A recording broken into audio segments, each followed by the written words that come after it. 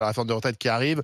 Pourquoi échauffer les esprits avant d'avoir mal? Thomas Porcher.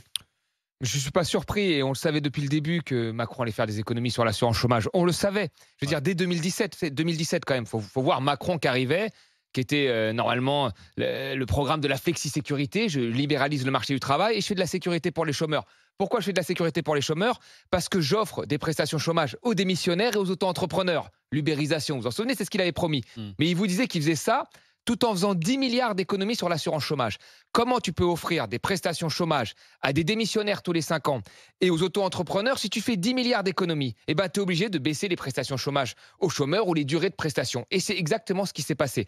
Moi, j'ai demandé plusieurs fois, je l'avais demandé à M. Ferrand quand il était président de l'Assemblée nationale, comment il comptait donner plus de prestations en faisant des économies. Il n'a pas su me répondre. J'ai demandé à Mme Borne, quand elle était ministre du Travail, elle m'a dit les prestations chômage ne baisseront pas, les allocations chômage ne baisseront pas. Elle l'a dit à la télé devant moi. Ben, visiblement, ça baisse. Vous voyez? Donc, ils n'ont jamais pu justifier.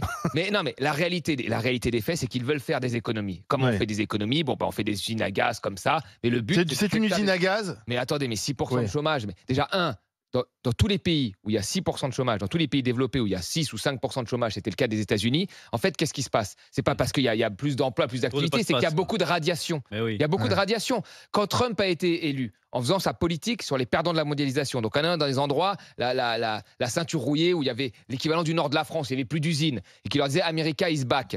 Tout le monde a dit « Mais comment il peut avoir autant de succès avec 5% de chômage, une activité, une économie aussi dynamique ?» Mais en réalité, c'est qu'il y avait plein de gens qui sortaient des statistiques du chômage, mais qui n'avaient pas d'emploi. Et ça, on le voyait quand on regardait les courbes de l'aide alimentaire.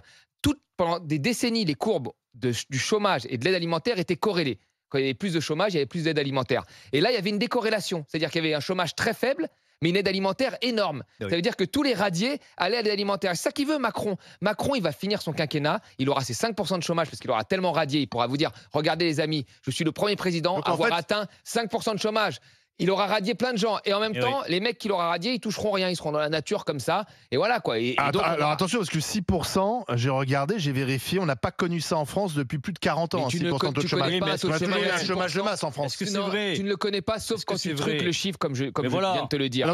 Alors non seulement il truque, mais en plus, il baisse ses prestations. Mais il truque parce qu'il va avoir des économies, donc il va être très content, une baisse du déficit global, c'est son objectif à 3% de déficit global, et il va avoir 5% de chômage. Donc sur les chiffres en statistique, il aura gagné. Mais ça ne veut pas dire qu'il y a moins de chômeurs. Mais non, il y a juste des chômeurs radiés. Voilà. Et attendez, je vais terminer une chose. 6% de chômage national, c'est la pire des conneries. Parce que vous savez, entre deux régions, vous avez des taux de chômage qui varient. Oui, mais même et l'âge. Vous prenez le RER par. Et l'âge en plus. Et l'âge. Vous prenez le RER, vous faites quelques stations de métro. Donc il aurait fallu faire ça par région. Vous avez des villes où vous avez 40% de taux de 30% de taux de chômage. Donc il aurait fallu faire ça localement. Localement, par secteur, etc. C'est des conneries de faire ça. C'est une usine à gaz d'énarques, c'est ça?